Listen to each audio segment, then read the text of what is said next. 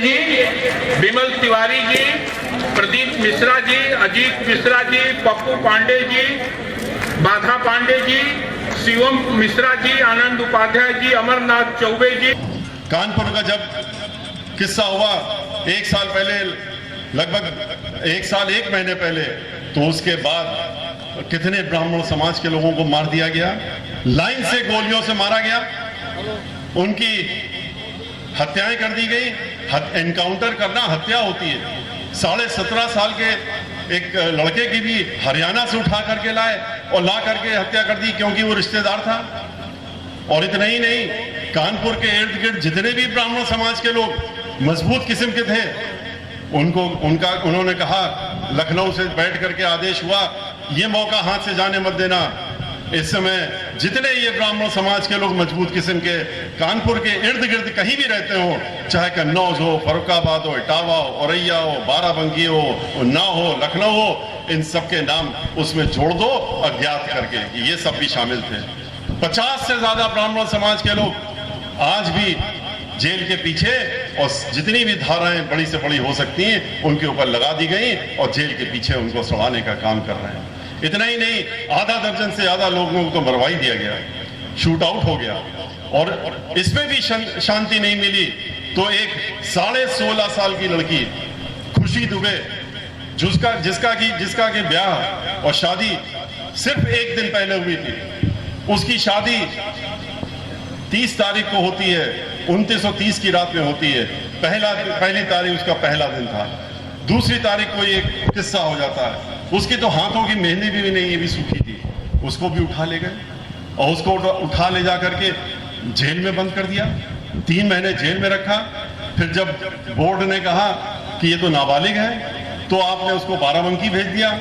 वहां 48 लड़कियां 2 कमरों में बंद कर रखी हैं भेड़ बकरियों की तरह, उसी में उसको भी बंद कर दिया। और निर्देश ये हुआ कि किसी भी प्रकार से इसकी बेल नहीं होनी चाहिए। उसकी इतनी तबीयत खराब हो गई कि मरने के कगार पे पहुंच गई, लेकिन कहा गया कि पैरोल नहीं दिया जाएगा, अगर मरती है तो वहीं पर मर जाए। उसके बाद बेल जब होने की बात आई तो देखा कि बेल तो हो ही जाएगी, बेल ना होने पाए खुशी डूबेगी, इसलिए इन्होंने वहां की अधीक्षिका से एक फर्जी सर्टिफिकेट लिखवाई और उस सर्टिफिकेट में ये लिखवाया कि खुशी दुबे जो है ये कहती है इन लड़कियों से जो रहती है साथ में कि अगर हम बाहर निकल गए, अगर हम छूट गए, तो छूटने के बाद हम बहुत बड़ी दुर्दांत अपराधी बन जाएंगे और हम तुम लोगों को भी नहीं छोड़ेंगे। और कोर्ट से कहा गया कि इस कारण उसकी बेल खारिज कर दी जाए। उसकी बेल खारिज हो गई। उतना ही नहीं, 2 और महिलाओं को बंद कर रखा है जो घर में काम करती थी। उनमें से एक महिला जो काम करती थी, उसकी तो 3 साल का बच्चा लड़का और 6 साल की लड़की, उसको भी उठा करके जेल में ले गए और आज भी जेल में रखे हुए हैं। और कहते हैं कि इतने साल तक रखो, इतने साल रखो कि ये जो छोटे बच्चे इसके साथ में आए हैं, ये वहीं जेल में रहते हुए वयस्क हो जाएं, इतने साल इसको अंदर में रखें। ये सरकार वोट मांग करके आई धर्म के नाम पर। धर्म के नाम पर ब्राह्मणों से वोट मांगा, वरना ब्राह्मण इनके साथ में कहां खड़ा होने वाला था। वो तो समझा कि इनका ये चेहरा जो दिखा रहे हैं ये असली चेहरा है। याद करिए, एक तरफ ये लोग हैं जो आज पूरे उत्तर प्रदेश में ब्रह्म हत्याएं हो रही हैं और 1-2 ब्रह्म हत्याएं नहीं हो रही हैं, सैकड़ों की संख्या में जो है हत्याएं हो रही हैं ब्राह्मणों की। और एक नाम ले लेते हैं खाली, कहते हैं कानपुर में एक कांड हुआ था तो उसके नाम पे हत्या कर दी गई। अरे एक व्यक्ति को तुमने मारा, वो भी बगैर कानून का दरवाजा दिखाए हुए मारा, गाड़ी पलटा करके गिरा के तुमने उसको मार दिया। औरों को तो अपने घर में रख लेते हो सजा करके। जितना बड़ा भी अपराधी हो, न कानून होता है और न कुछ दिखता है उस समय, उसको खाली आपको उसको सुरक्षा देनी होती है। और यहां पर आपने तो आते ही जब सरकार बनी थी 2017 में, तो आपने तभी असली रूप दिखा दिया था। किस तरीके से 5-5 ब्राह्मण समाज के नौजवान लड़के जो रायबरेली में थे, उनके हाथ पांव कटवा दिए और उसके बाद उनको जला करके हत्या कर दी। जब हम उनके घर पे गए, उसके पहले उनके मंत्री जी अपना बयान दे रहे थे, कह रहे थे कि अरे ये तो बड़े दुर्दांत अपराधी हैं, ये ब्राह्मण समाज के लोग ऐसे ही होते हैं और ये तो दुर्दांत अपराधी हैं। इनकी इस तरह से हत्या हुई तो ये कोई गलत नहीं हुआ। अगर अपराधी थे तो उनके घर में तो बहुत कुछ मिलना चाहिए था। जब हम घर गए तो वहां तो खाली एक झोपड़ी थी कच्ची सी 10 बाय 10 फुट की, उसमें तो कुछ भी नहीं था। उस झोपड़ी को भी इन्होंने जलाने का काम किया था। किस तरह से मिर्जापुर में अभी हाल में ही 3 बच्चों को मारने का काम किया।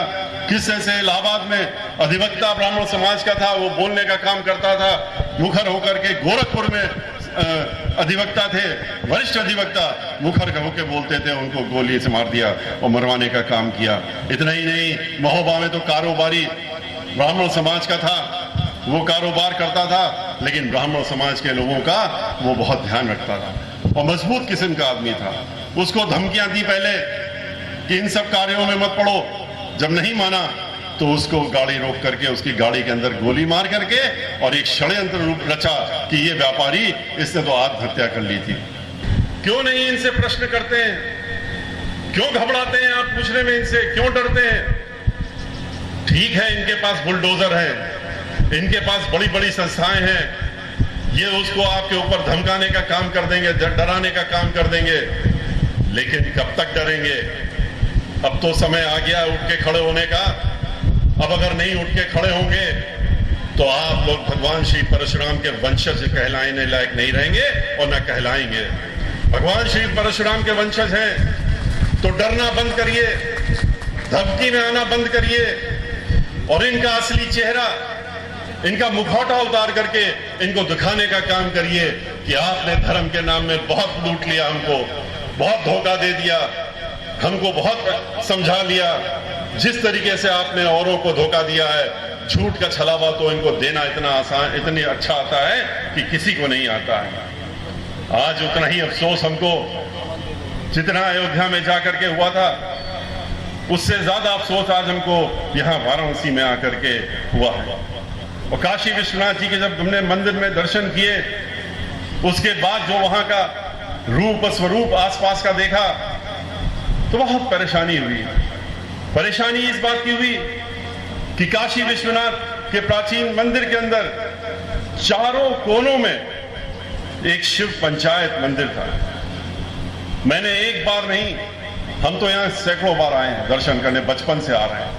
आप लोग तो यहीं के रहने वाले हैं, आप लोगों को भी मालूम है कि पंचायत में क्या था, जिसमें कि पार्वती मंदिर था, अन्नपूर्णा मंदिर था, सत्यनारायण मंदिर था, अभिक्तेश्वर मंदिर था, उसके बगल में वट वृक्ष और बाबा की कचहरी, 56 काशी खंडोक्त या पौराणिक विनायकों में से 8 विनायक मंदिर जो कि पहले थे, उन मंदिरों में से 8 विनायक मंदिर, भारत माता मंदिर, पौराणिक सप्त सरस्वती मंदिर, इन सबको तोड़ दिया गया। और आप लोग देखते रहे, काशी के ब्राह्मण चुप रहे, काशी के पंडित, जहां पर कि ऐसा जिला है ये जहां की पंडित मदन मोहन मालवीय जी जहां पर रहे, उन्होंने काशी विश्वविद्यालय बनाया, ब्राह्मणों का नाम पूरे विश्व में उन्होंने बढ़ाने का काम किया, सर्व जन को किस तरह से ब्राह्मण जनों को सेवा करनी चाहिए वो करने का कार्य सिखाया। और यहाँ के ब्राह्मण चुप हैं, आवाज तक नहीं उठाते हैं, ये भी नहीं कहते हैं कि ये क्या हो रहा है। इतना ही नहीं, वहां पर एक जो पेड़ था वो 1-2 वर्ष पुराना पेड़ नहीं था, वहां पर एक जो बरगद का पेड़ था वो सैकड़ों हजारों से वर्ष पुराना बरगद का पेड़ था। उस बरगद के पेड़ को ही उखाड़ के फेंक दिया गया। बरगद का पेड़ जो यहाँ साधु संत बैठे हुए हैं और पंडित पुजारी लोग बैठे हुए हैं जो आए हैं यहाँ पर और जो सुन भी रहे हैं हमारी बात को, जहां भी हैं वो अच्छी तरीके से जानते हैं कि बरगद का पेड़ ऐसा है, पीपल के पेड़ में तो विष्णु का वास होता है, लेकिन बरगद के पेड़ में तो विष्णु भी रहते हैं और शंकर जी भी रहते हैं और ब्रह्मा जी भी होते हैं, तीनों लोग रहते हैं। और ऐसा पेड़ जिसमें जड़ में ब्रह्मा जी और बीच में जो उसका हिस्सा होता है उसमें स्वयं विष्णु भगवान और ऊपर महादेव शंकर जी रहते हैं और वो उनका वास कहा जाता होता है वहां। उस पेड़ को उखाड़ के जड़ से फेंक दिया गया। किस नाम से, किस बात के लिए? खाली इसलिए कि मंदिर का स्वरूप बदलना है। मंदिर को खत्म कर देना है। मंदिर की आस्था जो यहाँ हजारों वर्षों से चली आ रही है उसको समाप्त कर देना है। अंतिम समय में सैकड़ों लोग अपने जब अंतिम समय आने वाला होता है उसके पहले ही आकर के यहाँ पर बनारस की गलियों में छोटे छोटे मकानों में कमरों में अपना अंतिम समय सालों साल बिता करके और यहीं से निर्माण करने का काम करते हैं। उसका स्वरूप ही बदलने का काम कर दिया गया। शंकराचार्य जी से शास्त्रार्थ करने वाले श्री मंडन मिश्र की प्रतिमा को तोड़ दिया गया, जो कि बाद में शंखबेरी के प्रथम शंकराचार्य हुए, जिनका नाम स्वामी सूर्य सरानंद सरस्वती हुआ। इसके साथ ही भारत और नेपाल के मैत्रीपूर्ण संबंधों पर आधारित पशुपतिनाथ मंदिर का रास्ता अवरुद्ध कर दिया गया है, जो कि भारत और नेपाल के मैत्रीपूर्ण संबंधों की मित्रता की निशानी है। नेपाल टेंपल पर नहीं जाने दिया जाता है, अब वहां नहीं जा सकते। इसके बगल में एक धर्मशाला जो सन 1843 से बनी हुई थी उसको भी तोड़ना चाहते हैं। काशी विश्वनाथ मंदिर की चौहद्दी पर सभी मंदिर तोड़ दिए गए, वहां कुछ नहीं बचा। सैकड़ों मंदिर सहित काशी खंडोक 167 देवालय जो कि पौराणिक थे, कॉरिडोर के कारण उसके नाम पर तोड़ दिए गए, वो अवरुद्ध कर दिया गया। उसके अवरुद्ध करने के कारण करीब 16 तरीकों की यात्राएं बाधित हो गई, जैसे 56 विनायक यात्रा, पंचमोद विनायक यात्रा, एकादश रुद्र यात्रा, अंतर्ग्रही यात्रा, शिव अंग यात्रा सहित 15 यात्राएं खंडित हो गई। कॉरिडोर बनाने के नाम पर कॉरिडोर का मलबा अर्थात मंदिरों के अवशेष गंगा जी में डालकर और उसको गंगा जी को भी पाटने का काम किया जा रहा है, और उसको सिर्फ इसलिए कि वहां से तोड़ते हुए सारे मंदिरों को तोड़ते हुए जितने छोटे छोटे मंदिर रास्ते में मिले उनको तोड़ने का काम किया।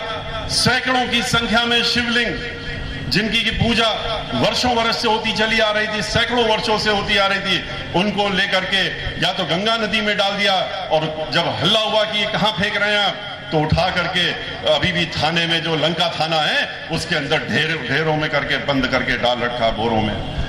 इस तरह से अनादर शिव जी के शिवलिंग जिनमें पूजा अर्चना होती रही हो उनका अनादर। और अफसोस ये कि हमारे लोग, हमारे यहाँ के वासी जो बनारस के वाराणसी के वासी हैं, वो ये सब देखते हुए शांत चुप बैठे हुए। उनको ये नहीं लगा कि इसका हमको विरोध करना चाहिए, उनको बताना चाहिए, क्योंकि यहाँ प्रधानमंत्री तो स्वयं आके नहीं बैठते। उनके जो यहाँ पर लोग बैठे हुए हैं, जो मुख्यमंत्री के साथ के लोग आते हैं यहाँ पर, उनको आपको उनसे बातचीत करने में क्या घबराहट है? क्यों नहीं आप उनसे कहते हैं, उनका सामना करते हैं इन सब चीजों से कि ये क्या अन्याय आप कर रहे हैं भगवान श्री काशी विश्वनाथ जी के ऊपर? क्यों आप इतना नाराज हो गए मां गंगा से? गंगा जी चंद्रमा के आकार में, महाशिव के सिर पे चंद्रमा के आकार में रहती हैं, और वही रूप यहां बनारस का। बनारस एक ऐसी जगह है जहां की शिव जी और काशी विश्वनाथ जी का जहां मंदिर है, काशी जहां स्वयं शिव जी वास करते हैं, वहां पर गंगा मां जो है इसीलिए एक चंद्राकार में उनके सर के ऊपर से बहती है। लेकिन क्या हो रहा है, आपने देखा कि वहां पर ये जो चंद्र आकार अभी से नहीं, हजारों वर्ष से गंगा इस तरह से यहां पर बहती आ रही है, वहां पर उसको चंद्रकार को ही बाधित करने का काम कर दिया गया है, और वहां पर पाटी जा रही गंगा। वहां पर ये मलबा निकाल के मंदिरों का और मकानों का तोड़ करके उसमें डाला इसलिए जा रहा है कि वहां पर कॉरिडोर के बाद गंगा को रोक दिया जाए और गंगा घूम करके आगे बढ़ने का काम करें और चंद्रकार जो है उस तरह से न जा सके। वो कहते हैं कि हम उस रास्ते से मंदिर में आने का काम करेंगे, इसलिए हम हमारी जो बोट है, हमारा जो पनडुब्बी, हमारी बोट आएगी वो वहां पर रुका करेगी, और रुकने के बाद हम उससे उतरेंगे और गंगा जी का स्वरूप बदल जाए, लेकिन हमारा रास्ता एक नया रास्ता बनना चाहिए। इस तरह से गंगा का स्वरूप ही बदलने का काम वहां पर हो रहा है। आपने देखा कि इतना ही नहीं, वहां पर गंगा घाट में जो मनकड़िका घाट है, वहां तो जहां पर ये डाला जा रहा है, पाटा जा रहा है, वो तो मनकड़िका घाट है। मनकड़िका घाट वो घाट है जहां पर हजारों वर्षों से जो लोग मृत्यु पा जाते हैं और वहां पर उनका अंतिम संस्कार होता है मणिकर्णिका घाट में, और उस घाट को ही खत्म करने का कार्यक्रम शुरू हो गया। जो मोक्ष जहां से मिलता है लोगों को, उसको ही खत्म किया जा रहा है। अब उस घाट को ही समाप्त किया जा रहा है जहां पर अंत्योष्टि होती है, अब उसी को बाधित करने का काम किया जा रहा है। कॉरिडोर के नाम पे एक दो नहीं, सैकड़ों दुकानें तोड़ दी गई। सैकड़ों दुकानें को विस्तारीकरण और सुंदरीकरण के नाम पे जो गरीब आदमी, जो छोटे मझोले थोड़ा काम करते थे, जो लोग आते थे पूजा पाठ के लिए, उनके लिए छोटी छोटी दुकानें खोल रखी थी, उन्होंने एक दो नहीं सैकड़ों दुकानों को तोड़ने का काम किया। और कितने लोगों की तो वहां मृत्यु हो गई, हार्ट अटैक तक हो गया, और उससे मृत्यु हो गई इन छोटे लोगों की जो वहां पर काम करते थे। लेकिन इसको इनकी चिंता नहीं, इनको तो सौंदर्यीकरण के नाम पे एक कॉरिडोर बनाना है। और कॉरिडोर क्या चीज है? कॉरिडोर तो इन्होंने जो बनाने की योजना बनाई है, मकान तोड़ते हुए, मंदिरों को तोड़ते हुए और मणिकर्णिका घाट में ले जा करके और गंगा जी को चौड़ा करके वहां पर ले जाने के लिए एक कॉरिडोर बना रहे हैं।